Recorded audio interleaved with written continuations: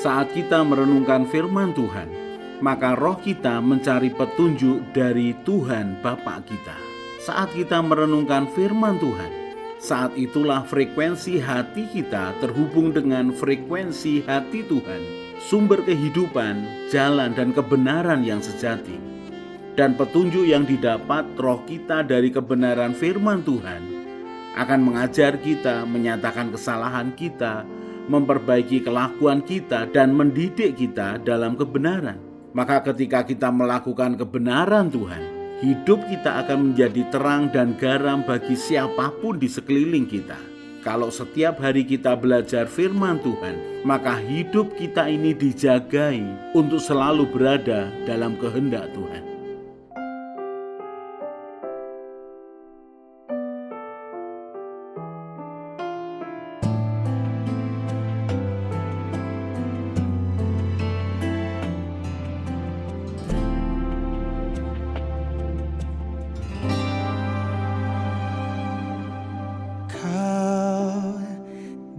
Hatiku, kau di pikiranku dan bawaku mendekat. Di mana kau tinggal? Kau di hatiku, kau di pikiranku dan bawaku mendekat. Di mana kau tinggal? Ku perlu kau Tuhan, menjamah hatiku.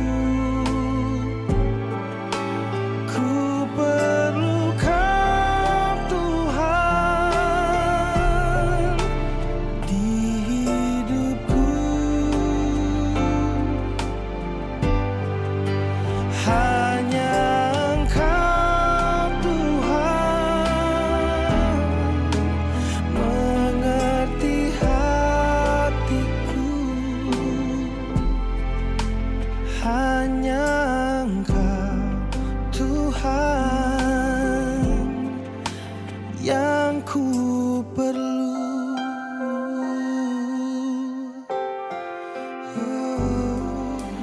Kau di hatiku, kau di pikiranku dan bawaku mendekat. Di mana kau tinggal? Ku perlu kau Tuhan,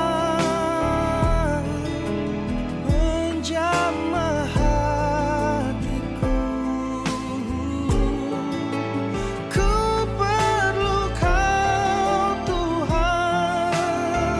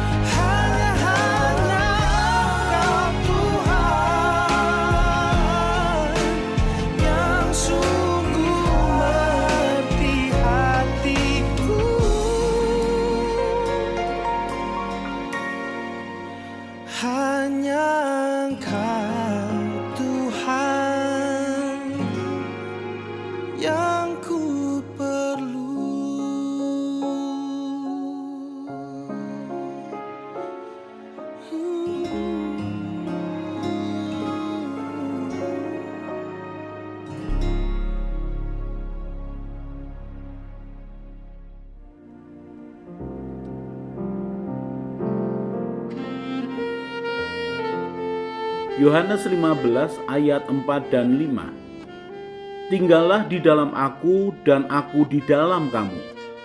Sama seperti ranting tidak dapat berbuah dari dirinya sendiri, kalau ia tidak tinggal pada pokok anggur, demikian juga kamu tidak berbuah jikalau kamu tidak tinggal di dalam aku. Akulah pokok anggur dan kamulah ranting-rantingnya. Barang siapa tinggal di dalam aku, dan aku di dalam dia, ia berbuah banyak. Sebab di luar aku, kamu tidak dapat berbuat apa-apa.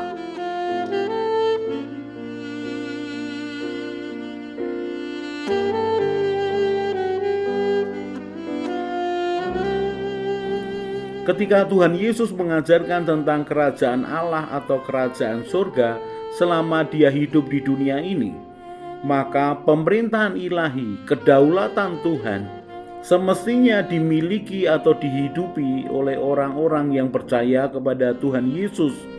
Kalau sebelumnya kita belajar bahwa kerajaan Allah digambarkan seperti seseorang yang menabur benih, yang tidak tahu prosesnya, tapi pada suatu kali dia akan bertumbuh dan bertumbuh.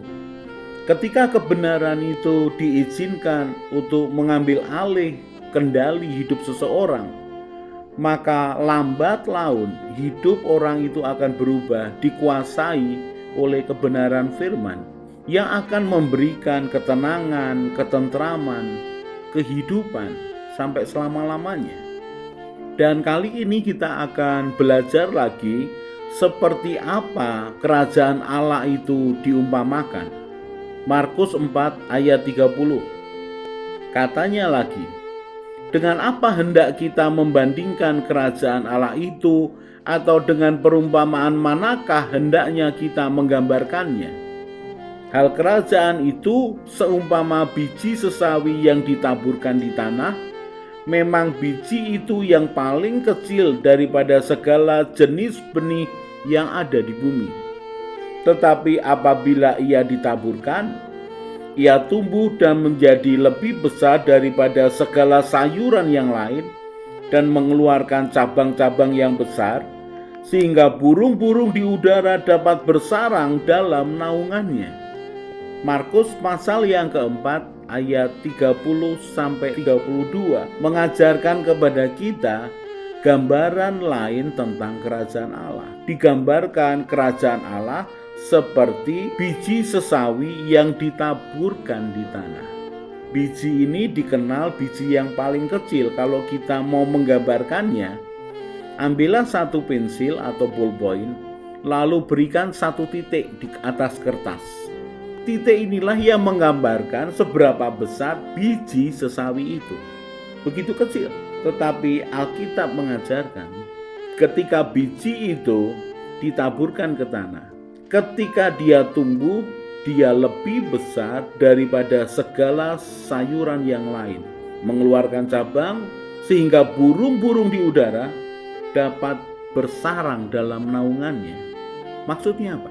Maksudnya adalah biarkan kebenaran benih itu tumbuh dalam hidup kita. Tidak membantahnya, tidak menolaknya. Walaupun kebenaran itu bisa menjadi sesuatu yang belum dipahami, tetapi diterima saja, dipercaya saja, maka benih kebenaran itu yang dibiarkan ada di dalam tanah hati kita, dia akan tumbuh dan dia akan tumbuh. Seseorang yang berusaha untuk merenungkan firman, mengingat firman dalam hidupnya sehari-hari, pasti akan mendapatkan dampak dari firman yang dia simpan. Firman yang dia simpan, yang dia olah di dalam hatinya, akan tumbuh perlahan tapi pasti. Firman yang kita dengar hari ini bisa jadi bukan sesuatu yang besar, tetapi sesuatu yang menyentuh bagian hidup kita yang kecil. Tetapi ketika kita biarkan perubahan dari bagian hidup kita yang kecil itu, maka kebenaran akan menguasai semakin besar dalam hidup seseorang. Kuncinya adalah izinkan benih sebesar biji sesawi itu tumbuh dalam tanah hati kita. Maka kerajaan Allah akan terbangun dalam hidup kita. Lambat atau cepat, pasti terbangun.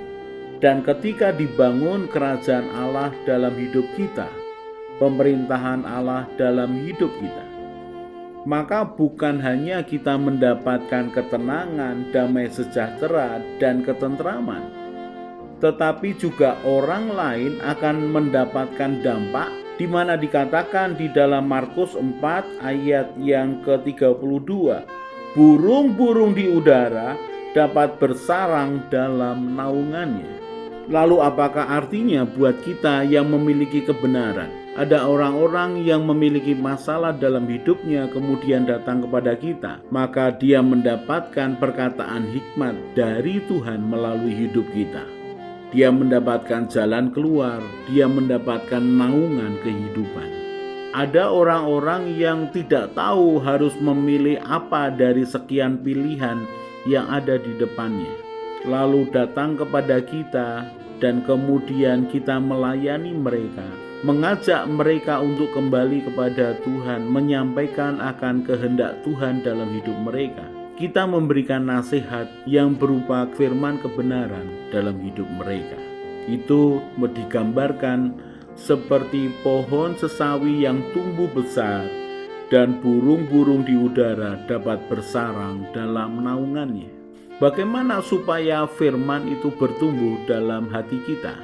Lukas pasal yang ke-8 ayat yang ke-14. Yang jatuh dalam semak duri ialah orang yang telah mendengar firman itu, dan dalam pertumbuhan selanjutnya mereka terhimpit oleh kekhawatiran dan kekayaan dan kenikmatan hidup, sehingga mereka tidak menghasilkan buah yang matang.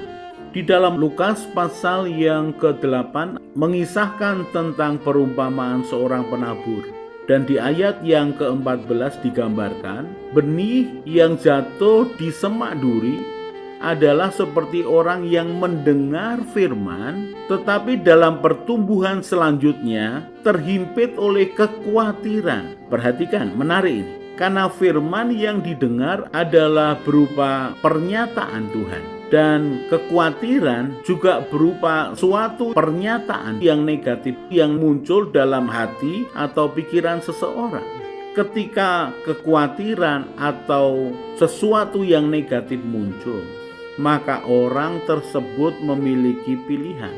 Masih mau tetap pegang kebenaran firman, atau dia pegang akan kekhawatiran hidupnya. Kalau dia pegang kekhawatiran hidupnya, dalam arti dia lebih percaya akan apa yang dia khawatirkan daripada kebenaran firman Tuhan, maka benih kebenaran firman itu tidak akan bertumbuh di dalam hidupnya, karena dia lebih memegang akan kekhawatirannya. Dan kemudian digambarkan bahwa benih itu tidak tumbuh karena terhimpit oleh kekayaan dan kenikmatan hidup. Orang yang sudah menikmati akan kekayaan materi, segala kemudahan yang disebabkan oleh kelimpahan harta, maka dia melihat bahwa segala sesuatu enak, mudah, dan nyaman tanpa perlu bersusah-susah, termasuk tanpa perlu berusaha atau berdoa. Apa yang dia miliki sudah memberikan jaminan keteduhan hati, ketenangan, bahkan ketentraman, walaupun itu semu. Kekayaan dan kenikmatan menghimpit benih itu tidak bertumbuh. Lalu apakah kita ini tidak boleh menjadi kaya kemudian menikmati hidup? Saudara, jangan salah paham. Karena yang dimaksudkan adalah biarkan firman itu tumbuh, paling utama jangan sampai mengalahkan firman dibandingkan dengan kenikmatan hidup atau mengejar kekayaan. Karena konsekuensi logis dari orang yang mengalami Tuhan di dalam hidupnya, menerima penebusan Yesus Kristus, mengalami kelahiran baru, mengalami pembaruan akal budi, perubahan kehidupan, maka otomatis dia akan mengalami perubahan karakter yang berdampak kepada pola hidupnya, pola kerjanya, dan proses membangun hubungan dengan orang-orang sekitarnya. Dia akan lebih bersemangat, dia akan lebih kreatif, Dia akan lebih inovatif yang menyebabkan pekerjaannya diberkati, usahanya diberkati, lalu dia bertambah kekayaannya. Dia tidak mengejar kekayaan karena kekayaan hanyalah akibat dari dia bertumbuh di dalam Tuhan.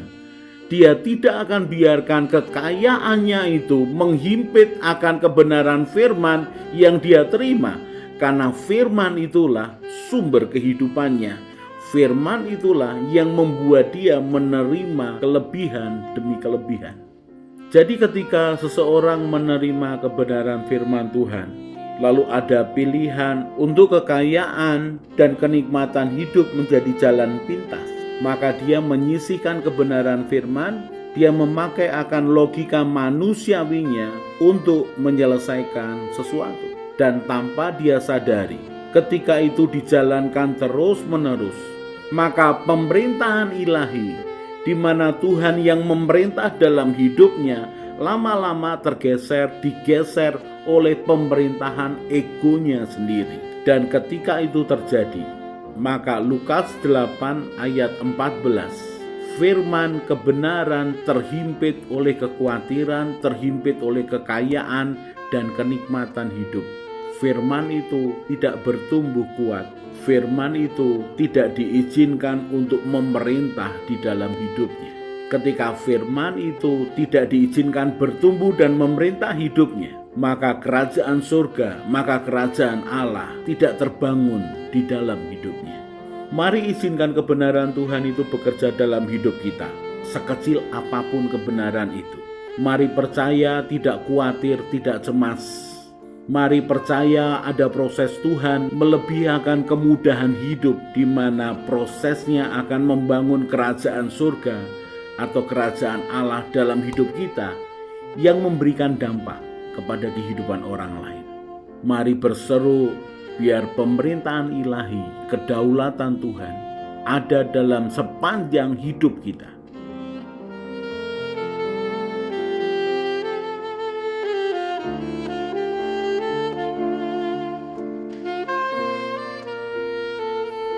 Orang yang mencari Tuhan dengan segenap hati akan bertemu dengan Tuhan. Orang yang percaya, berharap, dan mengandalkan Tuhan setiap hari akan seperti pohon yang ditanam di tepi air. Ia tidak akan menderita melewati masa kering. Ia akan tetap bertumbuh. Hatinya bersuka cita dan hidupnya terus berbuah. Karena harapannya kepada Tuhan Yesus yang telah menyelamatkan hidupnya. Dia hidup penuh iman dan semangat. Dan dia akan tertawa tentang masa depannya. Dia akan terus berjalan bersama Tuhan. Semakin kuat, semakin semangat. Mari kita berdoa. Tuhan Yesus, terima kasih untuk kebenaran firman-Mu. Tuhan Yesus, berikanlah kerelaan dan kesetiaan yang sama ketika Engkau melaksanakan tugas-Mu di dunia, supaya aku juga rela dan setia melakukan kehendak Bapa. Tuhan Roh Kudus penolongku, ajari aku semakin mengenal Tuhan Yesus dan mengenal Bapa surgawiku, supaya hidupku sesuai dengan rencana-Mu ya Tuhan, dan memuliakan nama-Mu. Bahwa aku berjalan mengikuti jejak-Mu ya Tuhan Yesus, Gembalaku yang baik. Ajari aku berjalan bersama Tuhan senantiasa. Amin. Saya Yosea Kristiono, Gembala Jemaat GKI Injil Keselamatan Semarang. Tetap percaya, tetap semangat. God bless.